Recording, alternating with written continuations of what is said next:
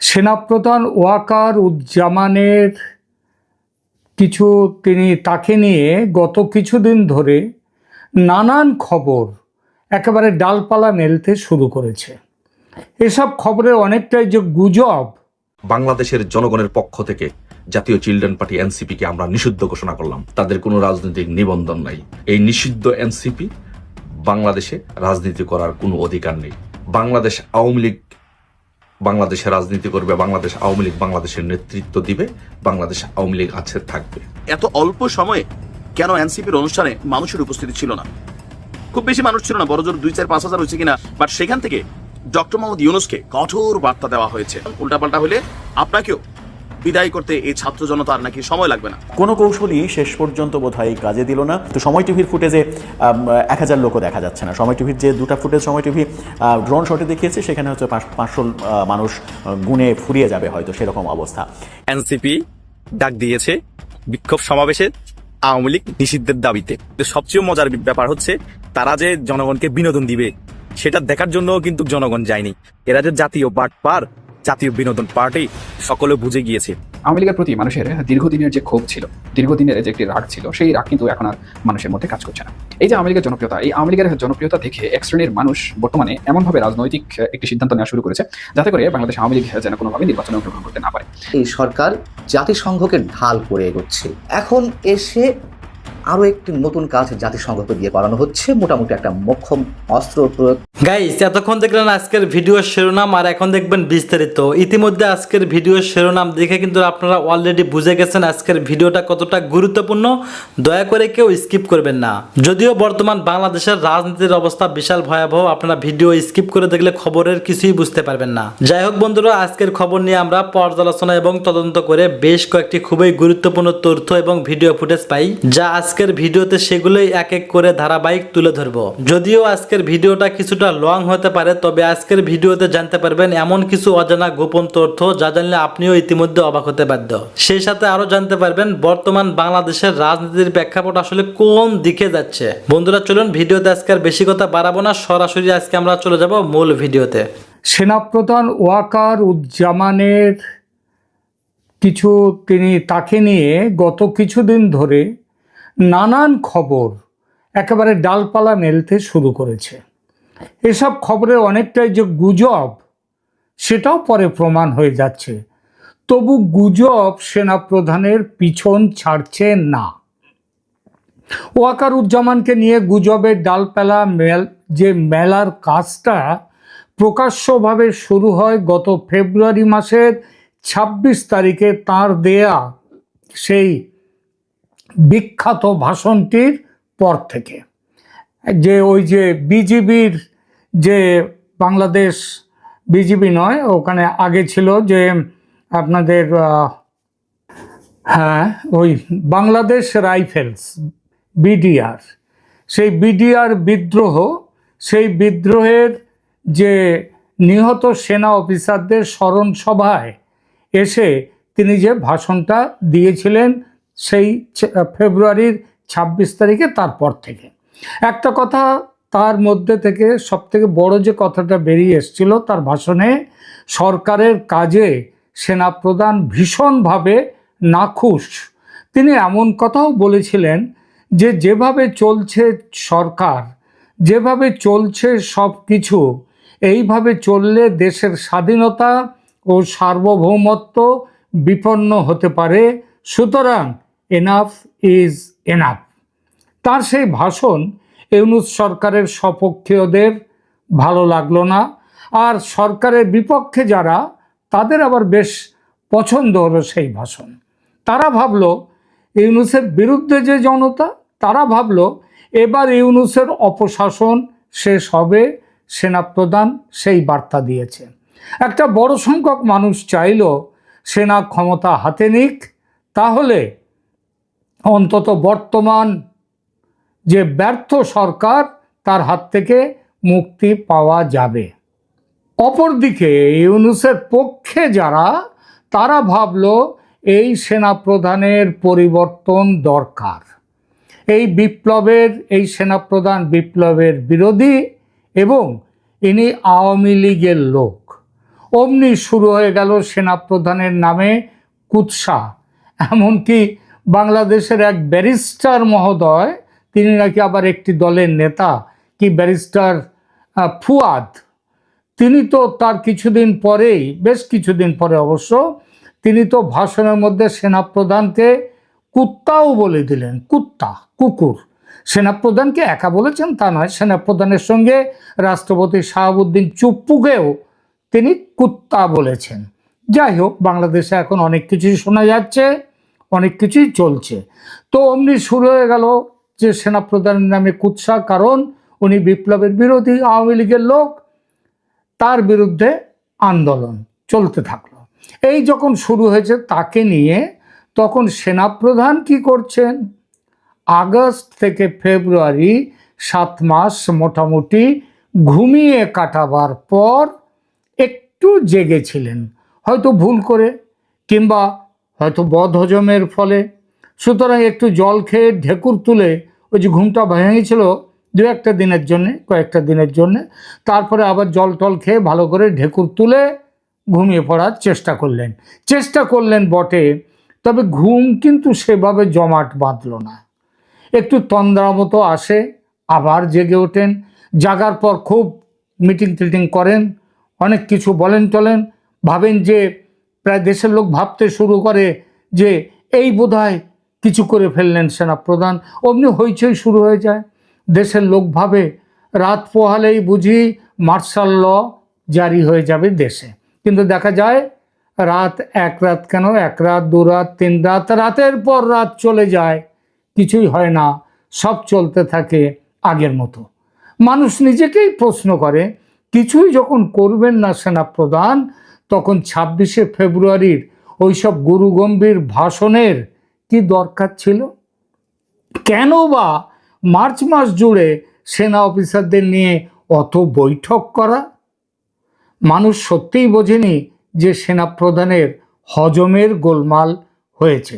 তারা ভেবেছিল তার চিন্তার পরিবর্তন হয়েছে, চেতনার পরিবর্তন হয়েছে, ভাবনার পরিবর্তন হয়েছে, বাংলাদেশকে বাঁচাবার কথা তার মাথায় এসেছে। মানুষ বোঝেনি, মানে মানুষ উল্টোপাল্টা বুঝেছিল, কিন্তু ইউনূস সাহেব ঠিক বুঝেছিলেন। অনেক বছর ধরে পৃথিবীটাকে চেনেন তো, জানেন, প্রায় 86-90 কাছাকাছি বয়স। তিনি ঠিক ধরেছেন যে মানুষ 5 আগস্টে হাতে চলে আসা মোয়ার বাক্স স্রেফ ভয় খেয়ে সরিয়ে দেখে অন্যের হাতে তুলে দিতে পারে ক্ষমতা, সে 1 নম্বর ভীতু, নয়তো আহাম্মক। সুতরাং এই লোকটার তরপানিতে ভয় পাওয়ার কিছু নেই। তিনি যেমন চলছিলেন ইউনূস সাহেব, তেমনই চলতে থাকলেন।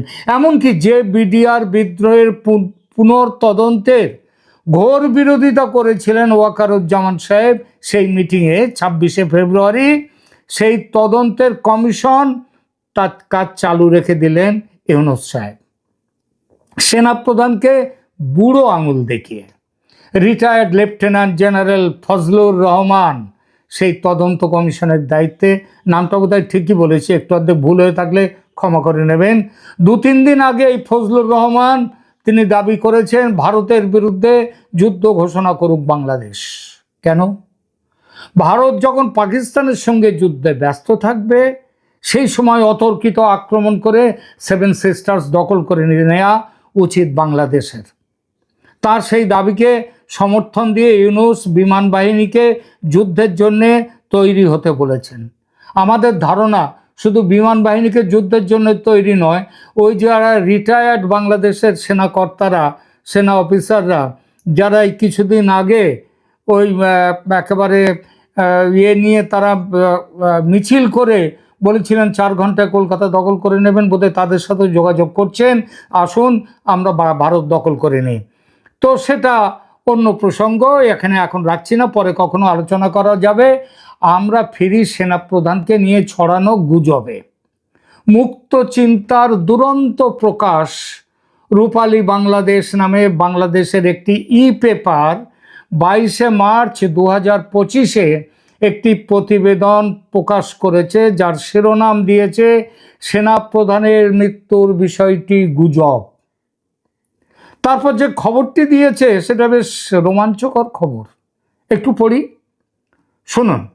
বাংলাদেশ সেনাবাহিনীর প্রধান জেনারেল ওয়াকারুজ্জামান সড়ক দুর্ঘটনায় মারা গেছেন বলে মূলধারার গণমাধ্যম আরটিভির আদলে তৈরি একটি ফটোকার্ডের মাধ্যমে সামাজিক যোগাযোগ মাধ্যমে প্রচার করা হচ্ছে।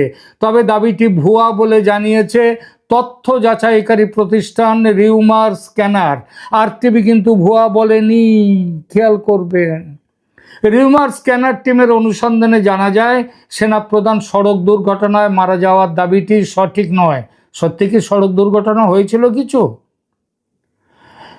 সে খবর কেউ বলেনি এবং আরটিভিও উক্ত দাবিতে কোনো ফটোকার্ড বা সংবাদ প্রকাশ করেনি, বরং ডিজিটাল প্রযুক্তির সহায়তায় সম্পাদনার মাধ্যমে আরটিভির ফটোকার্ডের ডিজাইন নকল করে এই ফটোকার্ডটি তৈরি করা হয়েছে। এ বিষয়ে অনুসন্ধানের শুরুতে আলোচিত ফটোকার্ডটি পর্যবেক্ষণ করে দেখা যায় ফটোকার্ডটিতে আরটিভির লোগো রয়েছে এবং এটি প্রকাশের তারিখ 21শে মার্চ 2025 শনিবার। এর সূত্রে গণমাধ্যমটির ফেসবুক পেজে প্রকাশিত ফটোকার্ডগুলি পর্যবেক্ষণ করে আলোচিত দাবি সম্বলিত কোনো ফটোকার্ড খুঁজে পাওয়া যায়নি। এছাড়াও আরটিভির ওয়েবসাইট এবং ইউটিউব চ্যানেলেও উক্ত দাবির পক্ষে কোনো সংবাদ বা ফটোকার্ড খুঁজে পাওয়া যায়নি। তাছাড়া লক্ষ্য করা যায় যে আরটিভির ফটোকার্ডগুলোতে সাধারণত তারিখের পাশে বার উল্লেখ থাকে না, তবে আলোচিত ফটোকার্ডটিতে বারের উল্লেখও রয়েছে। অর্থাৎ আরটিভি এমন কোনো ফটোকার্ড প্রকাশ করেনি। পাশাপাশি আলোচিত দাবি সমর্থিত কোনো তথ্য অন্য কোনো গণমাধ্যমেও পাওয়া যায়নি। পরবর্তীতে দাবিটির সূত্রপাত অনুসন্ধানে ফেসবুকে খালিদ রহমান নামের একটি অ্যাকাউন্টে গত 21শে মার্চ বিকেল 3টের পর এ সংক্রান্ত সম্ভাব্য প্রথম পোস্টটি করা হয়। পেশায় ডিজাইনার এই ব্যক্তি জেনারেল ওয়াকারের মৃত্যুর ভুয়া এই ফটোকার্ডটি নিজের অ্যাকাউন্টের পাশাপাশি একাধিক গ্রুপেও পোস্ট করেন। তাছাড়া এই ফটোকার্ড প্রকাশের ঘণ্টা চারেক পর সেনাপ্রধানের একই ছবি দিয়ে আরটিভির আরেকটি নকল ফটোকার্ডও পোস্ট করেন তিনি। ভুয়া এই ফটোকার্ডে লেখা ছিল, সেনাপ্রধান ওয়াকারুজ্জামানের মৃত্যুর পর পোস্টমর্টেম করতে গিয়ে 16 ভরি স্বর্ণ মিলল ওয়াকারুজ্জামানের পেট থেকে। সুতরাং সেনাপ্রধান কি সর্বনাশ! তার মানে কি রাশিয়া বিদেশে গিয়েছিলেন, আসবার সময় তিনি অপারেশন করে পেটে সোনা ঢুকিয়ে 16 ভরি সোনা নিয়ে এসছেন বাংলাদেশে? তো ভয়ঙ্কর ব্যাপার।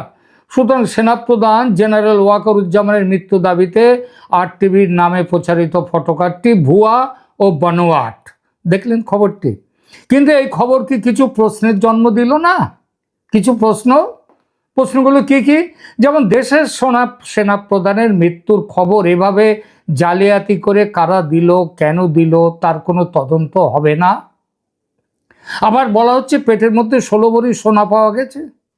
তার মানে কি তিনি সোনার স্মাগলিংয়ের সাথে যুক্ত বাংলাদেশ সেনাপ্রধান? যাদের ফটোকার্ড জালিয়াতি করে দেয়া হলো এই খবর, তাদের তো উচিত ছিল পুলিশে অভিযোগ করা। ওই আরটিভি বাংলাদেশের মেন স্ট্রিম খবর চ্যানেল, পুলিশ নিজেও সুমোটো কেস দাখিল করতে পারত, সেটা তো করে, কিছুই করলো না। কেন? কেউ যদি সন্দেহ করে পুরো বিষয়টা সরকারের কোনো মহল ষড়যন্ত্র করে বাজারে ছেড়েছে বিশেষ উদ্দেশ্য নিয়ে, তাহলে কি উড়িয়ে দেওয়া যাবে?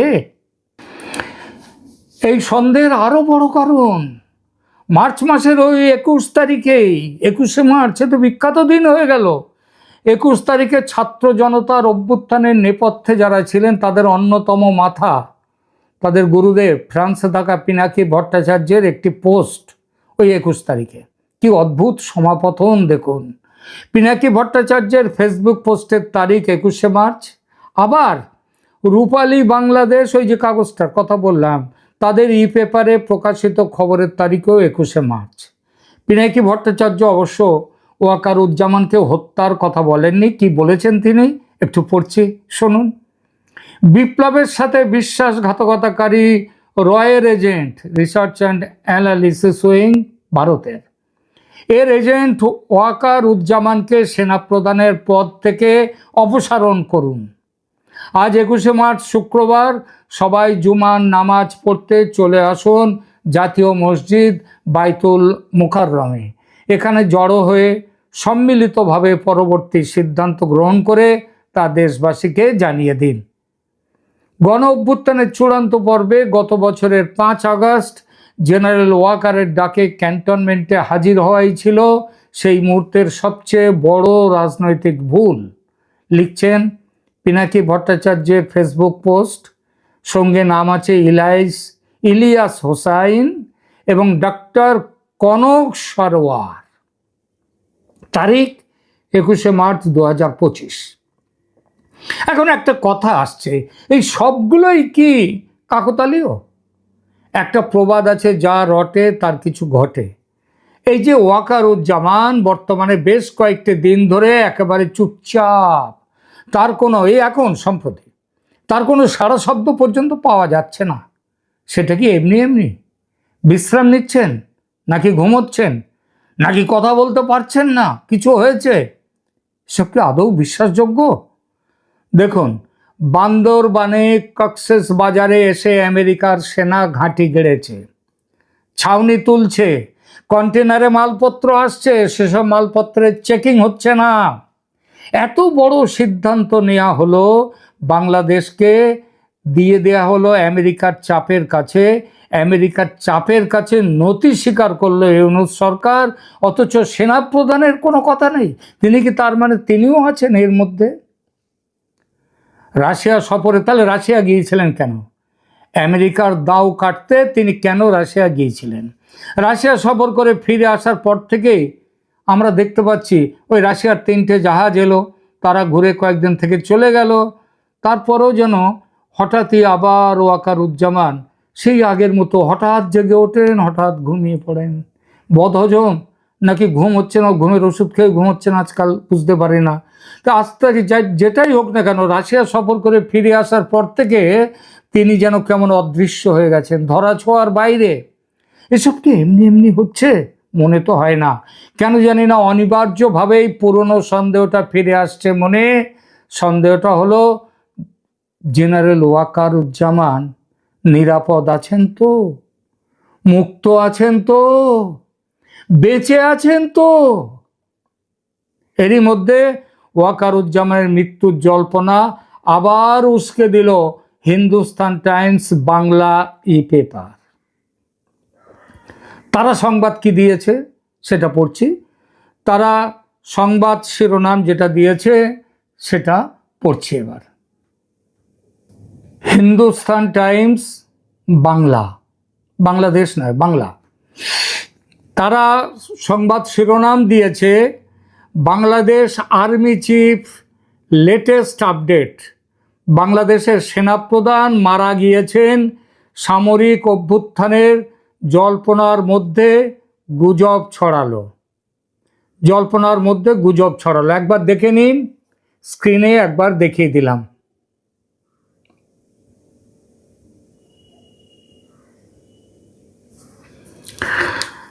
এইবার আসছি, তারিখ হচ্ছে 29শে এপ্রিল 2025। এইবার খবরের মধ্যে বলা হচ্ছে যে বাংলাদেশের সেনাপ্রধান জেনারেল ওয়াকারুজ্জামান মারা গিয়েছেন। বাংলাদেশের অন্তর্বর্তীকালীন সরকারের প্রধান উপদেষ্টা মোহাম্মদ ইউনূসকে সরিয়ে দিয়ে সামরিক অভ্যুত্থানের জল্পনার মধ্যে এই গুজব ছড়িয়ে পড়ল। ব্যাপারটা ঠিক কী হলো? এইবার বলা হচ্ছে বাংলাদেশের সেনাপ্রধান জেনারেল ওয়াকারুজ্জামানের মৃত্যু হয়েছে, নাকি মৃত্যু হয়েছে। মঙ্গলবার আচমকা সোশ্যাল মিডিয়ায় এমনই দাবি বেরোতে থাকে, যদিও সেই দাবি পুরোপুরি খারিজ করে দেওয়া হলো। বাংলাদেশের তথ্য অনুসন্ধানকারী ওই ISPRTR ওরা কিছু বলেনি। যাই হোক, বাংলাদেশের তথ্য অনুসন্ধানকারী সংস্থা রিউমার স্ক্যানারের প্রতিবেদন অনুযায়ী এটা জেনারেল ওয়াকারের মৃত্যু নিয়ে ভুয়ো খবর ছড়ানো হয়েছে। বাংলাদেশে কোনো সংবাদ মাধ্যমও সেরকম কোনো তথ্য জানানো হয়নি। এরপরে আবার বলা হচ্ছে ওই তথ্য অনুসন্ধানকারী সংস্থার তরফে জানানো হয়েছে, ফেসবুক পোস্টে দাবি করা হয়েছিল যে বাংলাদেশের সেনাপ্রধান জেনারেল ওয়াকারের মৃত্যু হয়েছে, যদিও বাংলাদেশের কোনো সংবাদপত্র মাধ্যমে সেরকম কোনো খবর প্রকাশিত হয়নি। ওরকম কোনো ঘটনা ঘটলে নিশ্চিতভাবে সব সংবাদ মাধ্যমেই প্রকাশিত হতো। আর বাংলাদেশ সেনার তরফেও সেরকম কিছু জানানো হয়নি বলে ওই সংস্থার তরফে জানানো হয়েছে। এরপর এমনিতে বাংলাদেশের সেনাপ্রধান খবর লেখা হয়েছে, যেটা সেনাপ্রধান কয়েকদিন আগে ইউরোপ থেকে ফিরেছেন, গিয়েছিলেন রাশিয়ায়। তারপর বাংলা নববর্ষে ঢাকায় ঢাকেশ্বরী মন্দির পরিদর্শন করেছেন বাংলাদেশের সেনাপ্রধান। সেখান থেকে বাংলাদেশের মানুষদের প্রতি সাম্প্রদায়িক সম্প্রীতি, জাতীয় ঐক্য এবং সৌহার্দ্যের বার্তা দিয়েছিলেন জেনারেল ওয়াকার। তারপরে হচ্ছে সেই সবের মধ্যেই বাংলাদেশের সামরিক অভ্যুত্থানের জল্পনা ছড়িয়েছিল। একটি মহলের তরফে দাবি করা হচ্ছিল যে বাংলাদেশের অন্তর্বর্তীকালীন সরকারের প্রধান মোহাম্মদ ইউনূসকে সরিয়ে দেবে সেনাবাহিনী, অর্থাৎ ইউনূসকে হটিয়ে সামরিক অভ্যুত্থান হবে বাংলাদেশে, যা বাংলাদেশে নতুন কোনো বিষয় নয়। যদিও সেরকম কোনো সম্ভাবনা নেই বলে বাংলাদেশের অন্তর্বর্তীকালীন সরকারের তরফে দাবি করা হয়েছে। এবং সেই শেষ প্যারাগ্রাফ, সেই সবের মধ্যেই মঙ্গলবার পুলিশ সপ্তাহের উদ্বোধনে যোগ দেন বাংলাদেশের অন্তর্বর্তীকালীন সরকারের প্রধান উপদেষ্টা ইউনূস। পরবর্তীতে আজারবাইজানের বিদেশমন্ত্রী, এই আজারবাইজান হচ্ছে এটা মুসলিম কান্ট্রি এবং এরা বাংলাদেশের পক্ষে এবং পাকিস্তানের পক্ষে, তাদের সঙ্গে বৈঠক করেন। বাংলাদেশের তরফে দাবি করা হয়েছে ঢাকায় আজারবাইজানের দূতাবাস চালুর বিষয়ে আলোচনা করা হয়েছে। ঢাকা থেকে বাকুর মধ্যে বিমান চালুর বিষয়েও আলোচনা হয়েছে বলে জানিয়েছে বাংলাদেশ। এইটা খবর। এখন দেখুন, এই যে খবরটাও বেরোলো, এগুলো কেন বেরোচ্ছে এবং তারা আবার রিউমার স্ক্যানার কেন তাদেরকে আসতে হচ্ছে, কেন সরকারের তরফ থেকে কোনো বক্তব্য রাখা হচ্ছে না, এটু তো দেখতে হবে। সুতরাং দেখা যাচ্ছে যে এই সব ব্যাপারে কোনো কিচ্ছু নয়। তাছাড়া যেভাবে পুরো ব্যাপারটা হচ্ছে, এটা তো খুব অদ্ভুতভাবে পুরো ব্যাপারগুলো দেখা চলছে। আমি একটা এরপরে এই প্রসঙ্গে শেষ করি। আমি ব্যক্তিগতভাবে দেখুন, আমি বিশ্বাস করি এই খবর গুজব, সেনাপ্রধানের মৃত্যুর খবর গুজব। সেনাপ্রধান, আমি বিশ্বাস করি সেনাপ্রধান বেঁচে আছেন, শপথে আছেন, কিন্তু বাংলাদেশ কে শাসন করবে, ইউনূসকে সরিয়ে ক্ষমতা সেনা নেবে কিনা, সেনা নিলেও সে ক্ষমতা ওয়াকারুজ্জামান নেবেন কিনা, ওয়াকারুজ্জামান নেবেন নাকি অন্য কেউ নেবে, এই সব বিষয়ে কিছু নানান জল্পনা চলছে দেশে। এই জল্পনা দূর করতে ওয়াকার সাহেবকেই এগিয়ে আসা উচিত, প্রকাশ্যে কিছু বলা উচিত। এটা আরও বেশি উচিত এই জন্য যে ভারত পাকিস্তান যুদ্ধ যে কোনো দিন যে কোনো সময় শুরু হয়ে যেতে পারে। বাংলাদেশের বর্তমান সরকার তার আত্মঘাতী ভারত বিরোধী রাজনীতির দরুন এই যুদ্ধে নিজেকে জড়িয়ে ফেলেছে। যে কোনো সময়ে এই যুদ্ধের একটা পার্টি হয়ে যেতে পারে বাংলাদেশ, সেটা আত্মঘাতী হতে পারে। এ সময় ওয়াকারুজ্জামানের উচিত সামনে আসা, স্পষ্ট করে দেওয়া উচিত সমস্ত বিষয়, নইলে বড় বিপদের মধ্যে পড়তে চলেছে বাংলাদেশের মানুষ। জনাব তারেক রহমানের একটা সঠিক উপলব্ধি, তিনি বুঝতে পেরেছেন, আসল ঘটনা বুঝতে পেরে তিনি নিজেই বলে দিলেন। দর্শক, গণমাধ্যমের খবর এমন আবহাওয়া তৈরি করেছে, নির্বাচন দাবি করাটাই যেন অপরাধ। তারেক রহমানের যে বক্তব্য, এটা তার সঠিক উপলব্ধি। হ্যাঁ, বাংলাদেশে এখন এমন আবহাওয়া তৈরি হয়েছে যে নির্বাচনের দাবি করাটা অপরাধ হিসেবে বিবেচিত হচ্ছে। এখন প্রশ্ন হচ্ছে যে অপরাধ হিসেবে দেখে কারা? জনগণ। কারণ হাসিনা যেভাবে বাংলাদেশটাকে ধ্বংস করে দিয়েছে, বিগত বছরগুলোতে নির্বাচনের নামে যে প্রতারণা হয়েছে, নির্বাচিত সরকারের নামে যে ধান্দাবাজি হয়েছে, যে লুটপাট হয়েছে, নির্বাচনের আগে টুপি মাথায় দিয়ে হুজুর সেজেছে, নির্বাচনের পর কোনো খবর নেই। আর বলা হয় যে নির্বাচিত পার্লামেন্ট জনগণের প্রতিনিধি, আসলে জনগণের প্রতিনিধিটি দিয়ে কিছু না, এরা ভোট চুরি করে এমপি হতো। আর ভোট চুরি করে এমপি হলেও জনগণের প্রতিনিধি হিসেবে কাজ করতো না, তারা পার্টি প্রধানের বাইরে কোনো কথা বলতে পারতো না। যেমন বিএনপি হলে বিএনপির হাইকমান্ড যেটা বলবে ওইটাই, জনগণ কি বলে ওটা কিছু না। আওয়ামী লীগ হলে শেখ হাসিনা যেটা বলবে ওইটাই, জনগণ কি বলে ওটা কিছু না। তো এইভাবে কিন্তু চলছিল দর্শক, প্রতারণা চলছিল। তো এই জায়গাগুলোতে যে জনগণের প্রতিনিধিত্বমূলক নির্বাচিত সরকারের নামে ধান্দাবাজি, বাটপারি, নির্বাচনের নামে কারচুপি, এই জায়গাগুলোতে জনগণ প্রচন্ড অতিষ্ঠ। এগুলো কোনো গণতন্ত্র না, এগুলো in the name of democracy, সব ফাজলামি। অতএব জনগণ এবার খেপে গিয়েছে যে না, এই নির্বাচন এই নির্বাচন জিকির করতে হাসিনা, যে নির্বাচনের ধারাবাহিকতা রক্ষা করতে হবে, অপেক্ষা করার কোনো সুযোগ নেই। সাংবিধানিক ধারাবাহিকতা, নির্বাচন টাইমলি না হলে দেশে সাংবিধানিক সংকট তৈরি হবে।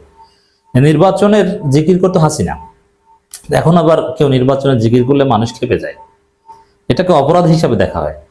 এখন নির্বাচনের কথা বললে মানুষ তাকে গালি দেয়, মানুষ বলে যে এটা ভোট কারচুপি করার বা ক্ষমতায় আসার জন্য পাগল হয়ে গিয়েছে, খাওয়ার জন্য পাগল হয়ে গেছে। রুমিন ফারহানাও বলেছেন যে নির্বাচনের কথা বললেই মানুষ মন্তব্য করে যে খাওয়ার জন্য রেডি, রাইট?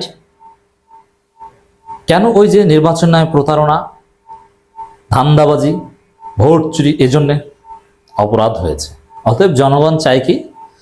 জনগণ চায় সংস্কারের পর স্থানীয় সরকার নির্বাচনের মাধ্যমে এক্সপেরিমেন্ট করা হবে, সুষ্ঠু নির্বাচন হয় কিনা এগুলো সব যাচাই বাছাইয়ের পর যখন দেখা যাবে না সুষ্ঠু নির্বাচন হয়, তারপরে সুষ্ঠু নির্বাচন হবে। এটা হচ্ছে কথা দর্শক। বিএনপির দ্রুত নির্বাচনের দাবি জনগণ সহ্য করতে পারছে না, জনগণ সহ্য করতে পারছে না। এখানে সরকারের তো বারবার নির্বাচনের কথাই বলছে, তো তারেক রহমান একটু সঠিকভাবে উপলব্ধিটা আর একটু সঠিকভাবে করলেই হতো, যে এই যে অপরাধ, নির্বাচনের এমন আবহাওয়া তৈরি হয়েছে যে নির্বাচন দাবি করাটা যেন অপরাধ, এটা বুঝুন। তাহলে আপনার অপরাধ হলে সে অপরাধটা করেন কেন? মানুষ দেখতে পারে না, অপরাধটা মানুষের দৃষ্টিতে, জনগণের যে সব শেষ কথা। তাহলে জনগণ নির্বাচনের কথা শুনতে পারে না, তাহলে আপনি নির্বাচনের কথা বলেন কেন? তারেক রহমান এখান থেকে শেখা উচিত। দেশে নির্বাচনের দাবি তোলাকে একটা অপরাধ হিসাবে দেখানোর পরিবেশ তৈরি হচ্ছে না, এখন জনগণ অপরাধ হিসেবে দেখছে। আপনি আপনার ফেসবুক পেজে আপনার এই বক্তব্যের নিচেই তো জনগণ আপনাকে গালি দিচ্ছে, সেখানে তো ফেরেস্তার আসে নাই। আপনারা না ভিয়েতনাম থেকে বট কিনেন, কিন্তু এই যে মন্তব্যগুলো করছে তাদের আইডি চেক করেন, রিয়াল আইডি, বাংলাদেশের লোক। জনগণ নির্বাচন চাইছে না। এখানে যদিও তারেক রহমান বোঝাতে চাইছেন যে সরকার বা কেউ অপরাধ হিসেবে দেখানোর চেষ্টা করছে, না, জনগণ অপরাধ হিসেবে দেখছে। তারেক রহমানের বুঝ একদম সঠিকের কাছাকাছি, একটু ঘুরিয়ে না বললে আবার রাজনীতি থাকে না। তিনি বলছেন কিছুদিন ধরে অত্যন্ত সুকৌশলে এমন একটি আবহ তৈরি অপচেষ্টা চলছে যেখানে নির্বাচন অনুষ্ঠান দাবি করাটাই যেন অবশ্যই। আপনি কারচুপি নির্বাচনের চিন্তা কেন করবেন? আপনি সংস্কারের পরিবর্তে নির্বাচন চাইবেন, সংস্কার করতে সময় দিবেন না, এর মানে আপনি ধান্দাবাজির নির্বাচন চান। এগুলো বুঝে জনগণ। অতএব এটা অপরাধ, ভোট চুরি করা অপরাধ, আর এই ভোট চুরি নির্বাচন চাওয়াটাও অপরাধ। বিএনপির ভারপ্রাপ্ত চেয়ারম্যান বলেন, একটি রাজনৈতিক দল হিসেবে বিএনপি সবসময় জনগণের সরাসরি ভোটে নির্বাচিত জনপ্রতিনিধি, নির্বাচিত জাতীয় সংসদ এবং নির্বাচিত সরকার প্রতিষ্ঠার দাবি জানিয়ে আসছে। দেখেন, এই নির্বাচিত সংসদ তো আমরা হাসিনার গত 15 বছরে দেখেছিলাম। তো নির্বাচিত সংসদ যে কি, এবং বিএনপির এমপিও ছিল না 18 সাল থেকে, তারা কি এটা আমরা ভালোভাবে দেখেছি। এর অতীতেও, এর আগেও 2008-এর পার্লামেন্ট, মানে 9-এর, এবার 14-র, 18-র, 24-এর ডামি, তার আগেও আমরা দেখেছি যে এই নির্বাচিতের নামে কি ধান্দাবাজি করা হয়। অতএব জনগণকে আর বোকা বানানোর সুযোগ নেই। আর বিএনপি সবসময় জনগণের সরাসরি ভোটে নির্বাচিত জনপ্রতিনিধি এগুলো দাবি জানিয়ে আসছে, আমরাও সেই দাবি জানাই। কিন্তু আপনাদের ভোট মানে মাগুরার উপনির্বাচন, ভুয়া ভোটার তালিকা, বিচারপতির বয়স বাড়িয়ে তত্ত্বাবধায়ক সরকার ব্যবস্থা বিকৃত করা, 111-এর রাস্তা তৈরি করে দেওয়া। আমরা অবশ্য ওই ভোট চাই না, আমরা চাই ইউরোপ আমেরিকার মতো সুষ্ঠু ভোট। তিনি বলেন, রাজনৈতিক দলগুলোকে জনগণের আদালতে মুখোমুখি করার উদ্যোগ নিতে হবে। এই উদ্যোগ নিতে হবে বর্তমান অন্তর্বর্তী সরকারকে। ভোটের মাধ্যমে জনগণের কাছে ভোটের মাধ্যমে জনগণের কাছে জবাবদিহিমূলক তৈরি, এটা আপনি কোথায় পেলেন? এমপি হওয়ার পর এখনো খবর থাকে, এখন বলবেন যে 5 বছর পর জবাব দেবে জনগণ, এটি জবাবদিহিতা। কিন্তু জনগণের ভোটকে তো বিকৃত করে ফলাফল পাল্টে দেন। বাংলাদেশে তো এটা ঘটেছে। এই যে গত 15 বছর যে নির্বাচন কি হয়েছে আমরা দেখেছি না? জনগণ যাকে ভোট দিয়েছে বা যাকে চেয়েছে সে হয়েছে। সরকার যাকে মনে করেছে, ডিজিএফআই যাকে জিতানোর পরিকল্পনা, ভারত যাকে জিতাতে চেয়েছে সে জিতে গেছে, এবং প্রার্থীরা গর্ব করে বলতো আমি ভারতের প্রার্থী। অতএব নির্বাচন নামে কি হয় এটা বাংলাদেশে আমরা দেখেছি না। অতএব এই জবাবদিহিতা এটা আমাদের শেখাতে হবে না। অতএব সংস্কার ছাড়া কোনো নির্বাচন, আওয়ামী লীগের বিচার ছাড়া কোনো নির্বাচন বাংলাদেশে হওয়া উচিত না, কথা কিন্তু আমরা বলছি হতে দিব না, হোক না নির্বাচন। তফসিল ঘোষণা করলেও নির্বাচন স্থগিত হবে, এগুলো মানা হবে না।